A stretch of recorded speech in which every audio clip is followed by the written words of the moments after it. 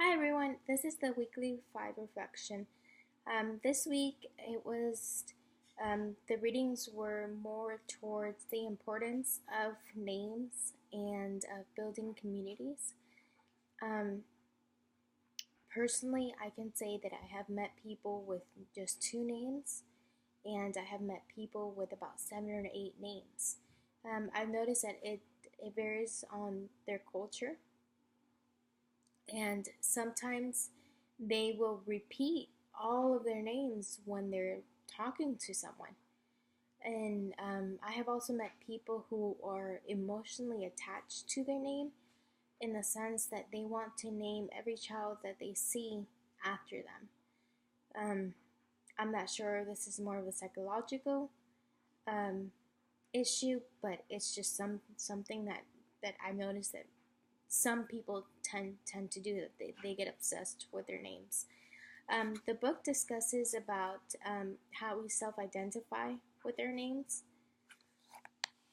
and it also discusses how children react to when they're bullied with their names or when their names are mispronounced. Um, the other thing that I found interesting was how um, names, how we self identify with the names, but also how people perceive us through our names. The book also talks about here how we should appreciate one's name because it has to do a lot with our self esteem. And another interesting fact was that how children, when they are learning to speak a different language, some pronounce their names how they learn to pronounce it, and others change their names to the sounds of the second language that they're learning. So I found that to be very interesting.